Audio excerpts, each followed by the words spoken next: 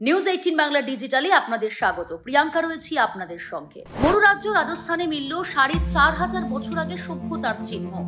Archaeological survey of India অর্থাৎ ASI ডিগজিরার বহজ গ্রামে খনন কার্য চালিয়ে এর হদিশ মিলেছে। এর সঙ্গে ঋগ্বেদে উল্লিখিত সরস্বতী নদীর যোগ রয়েছে বলেই মনে করছেন বিশেষজ্ঞরা। ওই স্থান থেকে মাটির পাত্র, ব্রাহ্মী লিপিতে লেখা প্রাচীনতম শিল, তামার মুদ্রা, এমনকি যজ্ঞকুণ্ড সহ ৮০০-র বেশি সামগ্রী উদ্ধার হয়েছে। তালিকায় রয়েছে মৌর্য যুগের স্থাপত্য ভাস্কর্য, শিব পার্বতীর মূর্তি, হাড়ের তৈরি উপকরণ।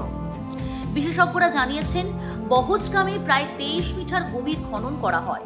এ পর্যন্ত রাজস্থানে একাধিক প্রাচীন স্থানের খোঁজ মিলেছে, কিন্তু কোথাও এতটা গভীর খোঁড়া হয়নি। সংশ্লিষ্ট জায়গা থেকে ৫টি আলাদা আলাদা সময়ের বা যুগের নিদর্শন পাওয়া গিয়েছে। মিলেছে হরপ্পা পরবর্তী, মহাভারত, মৌর্য, কুষাণ ও গুপ্ত যুগের নানা উপকরণ। ASI এর সাইট সুপারভাইজার পবন সারস্বত জানিয়েছেন, খননের সময় একটি প্রাচীন নদীরও খোঁজ মিলেছে। সেটি সম্ভবত ঋগ্বেদে বর্ণিত সরস্বতী নদী হতে পারে। ওই আধিকারিকের মতে সেই সময় নদীকে কেন্দ্র করে সভ্যতা গড়ে উঠত। এক্ষেত্রে সরস্বতী মথুরা থেকে ব্রজ এলাকার মধ্যে দিয়ে বয়ে যেত, আর ওই স্থান থেকেই মহাভারতের সময়কার মাটির পাত্র, যজ্ঞকুণ্ড মিলেছে। মহাকাব্যে বাসনপত্র, পোশাকের যে বর্ণনা রয়েছে তার সঙ্গে বহজে পাওয়া সামগ্রীর মিল পাওয়া গিয়েছে। উদ্ধার হয়েছে ৪০০ খ্রিস্টপূর্বাব্দের মৌর্য যুগের দেবী মূর্তিও। ওই স্থানে গুপ্ত যুগের স্থাপত্যের নিদর্শন মিলেছে মাটির দেওয়াল ও পিলারে।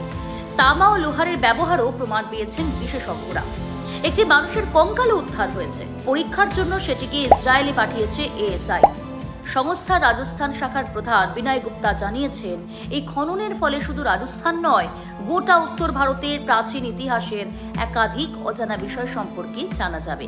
শীঘ্রই স্থানটিকে সংরক্ষিত এলাকা বলে ঘোষণা করা হতে পারে।